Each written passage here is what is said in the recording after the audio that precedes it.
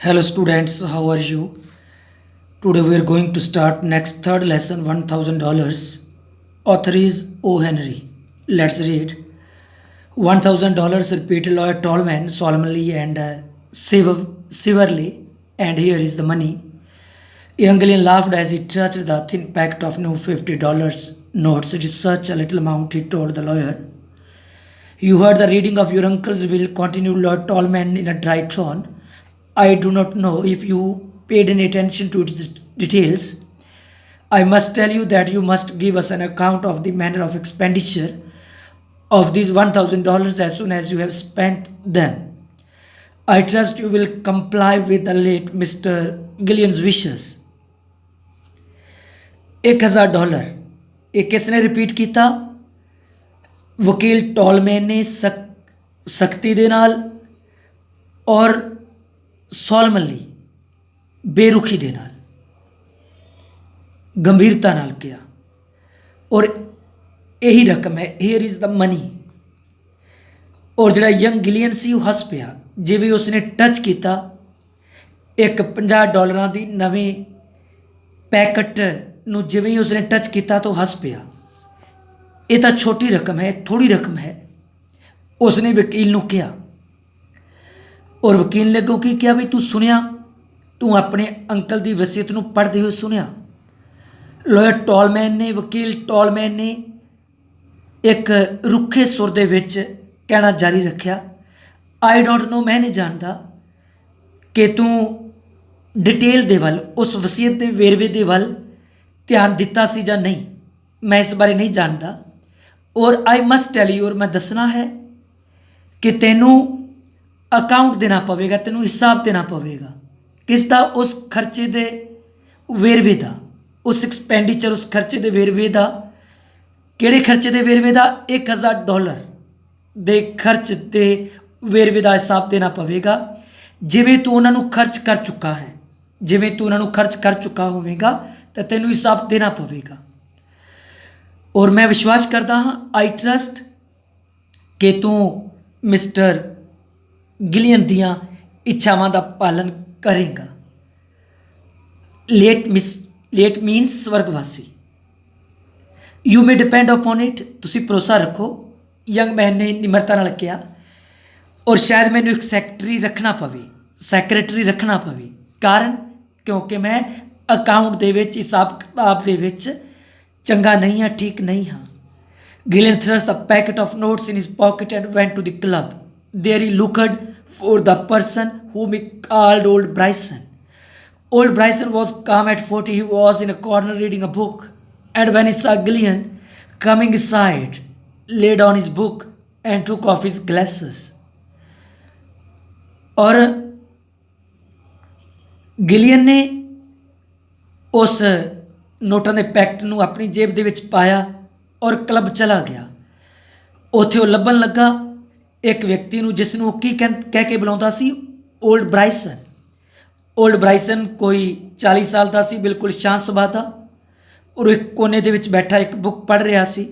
और जदों उसने गिलियन नूं आउंदे होए वेख्या तो उसने हौंका लिया, साइड हौंका लिया और अपनी बुक नूं हेठां रखिया और अपने जो एनका सन, जो ग्लैसेस सन, उसनूं उतारिया। Old Bryson wake up said Gillian. Old Bryson ध्यान नाल सुनो, I have a funny story to tell you, मेरे कोल तेनों सुनाउण दे लई एक हासे वाली कहानी है। I wish you tell you story to someone in the billiard room, Gillian said old Bryson. और ओल्ड ब्राइसन ने अगों की किया भी मैं इच्छा करदा कि तू अपनी कहानी किसे होर नूं सुना। कित्थे जाके? बिलियर्ड रूम दे विच किसे होर नूं जाके सुना। This one is better than one usual. ये कहानी उन्होंने कहानियों नालों वधिया है। गिलियन ने कहा, रोलिंग अ सिगरेट। कागज़ नाल एक सिगरेट बनाते हुए गिलियन ने कहा भी वो जी कहानी है वो दूसरिया कहानियों नालों वधिया है।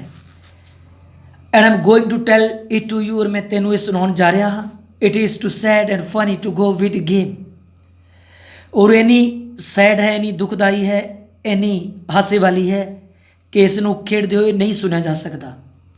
I just come from the office of my uncle lawyers. और मैं हुणे हुणे आया हाँ अपने अंकल दे वकीलों के ऑफिस तो हुणे हुणे आया हाँ। ही लिव्स मी $1,000 और उन्होंने मेरे लिए $1,000 छड्डे हैं। Now what can a man possibly do with just $1,000। हुण कोई आदमी सिर्फ $1,000 नाल की कर सकता है। आई थॉट, मैं सोचा, said old Bryson, that the late Septimus Gillian was worth something like $500,000। Old Bryson ने कहा भी मैं तो सोचता सी कि जो लेट, जो स्वर्गवासी, जो सैप्टिमस गिलियन है, उसकी जो हैसियत है वो $5 लाख की सी। He was, said Gillian joyously. बिल्कुल सी, गिलियन ने खुशी नाल कहा, खुश होंदे कहा। And that's where the joke comes in. और इत्थे ही हासे वाली गल आउंदी है। He left almost all his money to a microbe. और वो अपनी लगभग सारी दौलत एक माइक्रॉप के लिए, जीवाणु के लिए छड़ गया है। दैट इज़ मतलब यही कि जड़ा the part of it goes to a man who invents a new bacillus. और मतलब यही है कि उसकी वसीयत का कुछ हिस्सा उसनों मिलेगा जो एक नवे जीवाणु लभेगा, एक नवे बैसिलस जीवाणु लभेगा। और rest to a hospital for doing away with microbe. और बाकी का तन उस हॉस्पिटल जाएगा जिहड़ा उस जीवाणु नूं, जिहड़ा उस माइक्रोब नूं मारन विच समर्थ होवेगा। The butler and the housekeeper get a seal ring and $10 each. His nephew gets $1,000। और रसोईए नूं और घर की देखभाल करने वाले नूं एक एक रिंग और $10 मिलणगे। और उसके भतीजे नूं $1,000 मिले हैं। You have always had plenty of money to spend, said old Bryson. और ओल्ड ब्राइसन ने कहा कि तेरे को तो हमेशा ही खर्च करने लिए बहुत सारे पैसे रहे हैं। टन्स, हाँ हाँ, कई टन। गिलियन ने कहा, uncle was the fair godmother as far as an allowance was concerned. और जो अंकल सी वो बहुत दयालु और खुले दिल वाले सन, जितों तक अलाउंस था, जितों तक खर्च पानी का संबंध सी। Any other heirs asked old Bryson. और फिर ओल्ड ब्राइसन ने पूछा, कोई होर वारिस, कोई होर उत्तराधिकारी? नन, कोई भी नहीं। Gillian frowned and kicked the divan uneasily. और गिलियन ने मत्थे ते त्योड़ियां पाइयां और बेचैनी दे नाल दीवान नूं किक ठोकर मारी। There is a mis had in a word of my uncle who lived in his house. I forget to tell you that she gets a seal ring and $10 too. What a joke. Don't be insulting, old Bryson. Tell me what a fellow can do with $1,000. और एक miss Hayden है जो उसके uncle दी ward है, जो उसके uncle दी ward सी, जो रहिंदी सी उसके घर विच। और मैं तेनों दसना भुल गया कि उसनों भी की कुछ मिलिया है। उसनों भी एक रिंग मिली है और $10 मिले हैं। और कितनी मज़ेदार गल है। डोंट बी इंसल्टिंग, इंसल्टिंग ना करना, अपमान ना करना, ओल्ड ब्राइसन। और मैनू दसो कि कोई आदमी $1,000 नाल की कर सकता है? Old Bryson rubbed his glasses and smiled. Old Bryson ने अपने यहाँ एनकों साफ किया, मुस्कुराया।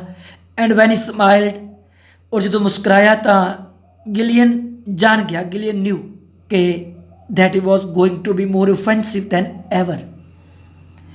तो गिलियन जान गया कि वह पहले नालों भी ज़्यादा ऑफेंसिव, ज़्यादा अपमानजनक बनने वाला सी।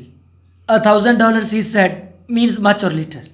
$1,000 उसने कहा भी इसका अर्थ घट भी है, ज़्यादा भी है। One may buy a happy home with it. कोई भी इन्नी रकम नाल एक चंगा घर खरीद सकता है। $1,000 would buy pure milk for 100 babies. और $1,000 के नाल खरीदा जा सकता है। की खरीदा जा सकेगा? शुद्ध दुध 1,100 बच्चों के लिए। ਕਿਹੜੇ ਮਹੀਨਿਆਂ ਦੇ ਦੌਰਾਨ? ਜੂਨ, ਜੁਲਾਈ ਔਰ ਅਗਸਤ ਦੇ ਮਹੀਨਿਆਂ ਦੇ ਦੌਰਾਨ। ਔਰ ਬਚਾਏ ਜਾ ਸਕਦੇ ਨੇ। And save 50 of their lives. ਔਰ 50 ਬੱਚਿਆਂ ਦੇ ਜੀਵਨ ਦੀ ਰੱਖਿਆ ਕਰ ਸਕਣਗੇ। You could have half an hour fun in one of the art galleries. ਔਰ ਕਿਸੇ ਆਰਟ ਗੈਲਰੀ ਵਿੱਚ ਵੀ ਤੁਸੀਂ ਅੱਧੇ ਘੰਟੇ ਦੀ ਮੌਜ ਮਸਤੀ ਲੈ ਸਕਦੇ ਹੋ। It will provide an education to an ambitious boy. ਔਰ ਇਸ ਪੈਸੇ ਨਾਲ ਕਿਸੇ ਐਂਬੀਸ਼ੀਅਸ, ਕਿਸੇ ਇੱਛਾ ਰੱਖਣ ਵਾਲੇ ਲੜਕੇ ਨੂੰ ਸਿੱਖਿਆ ਮਿਲ ਸਕੇਗੀ। You could move to a New Hampshire town. ਜਾਂ ਤੁਸੀਂ ਕਿੱਥੇ ਜਾ ਸਕਦੇ ਹੋ? ਨਿਊ ਹੈਂਪਸ਼ਾਇਰ ਦੇ ਕਿਸੇ ਨਗਰ ਵਿੱਚ ਜਾ ਸਕਦੇ ਹੋ ਔਰ ਰਹਿ ਸਕਦੇ ਹੋ ਰਿਸਪੈਕਟੇਬਲੀ, ਔਰ ਸਨਮਾਨ ਪੂਰਵਕ ਰਹਿ ਸਕਦੇ ਹੋ। ਕਿੰਨੇ ਸਾਲਾਂ ਤੱਕ? 2 ਸਾਲਾਂ ਤੱਕ। People might like you if you want moralize. I asked you to tell me what I could do with the $1,000, said Gillian. ਲੋਕ ਤੈਨੂੰ ਪਸੰਦ ਕਰਨ ਲੱਗਣਗੇ ਜੇਕਰ ਤੂੰ ਉਪਦੇਸ਼ ਦੇਣਾ ਬੰਦ ਕਰ ਦੇਵੇਂ। ਜੇਕਰ ਤੂੰ ਮੋਰਲਾਈਜ਼ ਕਰਨਾ, ਜੇਕਰ ਤੂੰ ਉਪਦੇਸ਼ ਦੇਣਾ ਬੰਦ ਕਰ ਦੇਵੇਂ ਤਾਂ ਲੋਕ ਤੈਨੂੰ ਪਸੰਦ ਕਰਨ ਲੱਗਣਗੇ। ਔਰ I asked you to tell me, ਔਰ ਮੈਂ ਸਿਰਫ ਤੈਨੂੰ ਇਹ ਦੱਸਣ ਲਈ ਕਿਹਾ ਸੀ ਕਿ what I could do with the $1,000, ਕਿ ਉਸ $1,000 ਵਿੱਚ ਕੋਈ ਆਦਮੀ ਕੀ ਕਰ ਸਕਦਾ ਹੈ। ਗਿਲੀਅਨ ਨੇ ਕਿਹਾ। You said old Bryson with a gentle laugh. Why, Bobby Gillian, there is only one sensible thing that you can do. You can buy Miss Lotta Laurier a diamond pendant and spend the rest of your time in a ranch. You, ਤੂੰ, said old Bryson ਨੇ gentle laugh ਦੇ ਨਾਲ, ਇੱਕ ਵਧੀਆ ਹਾਸੇ ਦੇ ਨਾਲ ਕਿਹਾ ਕਿ ਤੂੰ, Y Bobby Gillian, there is only one sensible thing. ਹਾਂ ਬੌਬੀ ਗਿਲੀਅਨ, ਸਿਰਫ ਇੱਕ ਹੀ ਸਮਝਦਾਰੀ ਵਾਲਾ ਕੰਮ ਹੈ ਜੋ ਤੂੰ ਕਰ ਸਕਦਾ ਹੈ। ਉਹ ਕਿਹੜਾ ਕੰਮ ਹੈ? ਤੂੰ ਖਰੀਦ ਕੇ ਦੇ ਸਕਦਾ ਹੈ। ਤੂੰ ਮਿਸ ਲੋਟਾ ਲੌਰੀਅਰ ਨੂੰ ਹੀਰਿਆਂ ਦਾ ਇੱਕ ਪੈਂਡੈਂਟ, ਇੱਕ ਹਾਰ ਖਰੀਦ ਕੇ ਦੇ ਸਕਦਾ ਹੈ। ਔਰ spend the rest of your time in wrench, ਔਰ ਆਪਣਾ ਬਾਕੀ ਦਾ ਸਮਾਂ ਕਿਸੇ ਰੈਂਚ ਦੇ ਵਿੱਚ, ਕਿਸੇ ਪਸ਼ੂ ਫਾਰਮ ਦੇ ਵਿੱਚ ਬਿਤਾ ਸਕਦਾ ਹੈ। Thanks, said Gillian rising. I thought I could depend on you. ਔਰ ਉਸਨੇ ਥੈਂਕਸ ਕੀਤਾ। ਜਿਹੜਾ ਗਿਲੀਅਨ ਸੀ ਉਸਨੇ ਉੱਠਦੇ ਹੋਏ ਕਿਹਾ ਥੈਂਕਸ। ਔਰ ਮੈਂ ਸੋਚਿਆ ਸੀ, ਆਈ ਥਾਟ, ਮੈਂ ਸੋਚਿਆ ਸੀ ਕਿ ਮੈਂ ਤੇਰੇ 'ਤੇ ਭਰੋਸਾ ਕਰ ਸਕਦਾ ਹਾਂ। Old Bryson, you gave me the right idea. ਤੂੰ ਮੈਨੂੰ ਚੰਗੀ ਸਲਾਹ ਦਿੱਤੀ। I wanted to spend the money in a lump. ਮੈਂ ਪੈਸਿਆਂ ਨੂੰ ਇਨ ਅ ਲੰਪ, ਇੱਕੋ ਦਮ ਖਰਚ ਕਰਨਾ ਚਾਹੁੰਦਾ ਸੀ। No need to keep a big account then, I hate that. ਔਰ ਹੁਣ ਕੋਈ ਹਿਸਾਬ ਕਿਤਾਬ ਰੱਖਣ ਦੀ ਕੋਈ ਲੋੜ ਨਹੀਂ ਹੈ। ਆਈ ਹੇਟ ਦੈਟ, ਕਿਉਂਕਿ ਮੈਂ ਅਜਿਹਾ ਕਰਨਾ ਪਸੰਦ ਨਹੀਂ ਕਰਦਾ। ਮੈਂ ਹਿਸਾਬ ਕਿਤਾਬ ਦੇ ਨਾਲ ਨਫ਼ਰਤ ਕਰਦਾ ਹਾਂ। ਥੈਂਕਸ।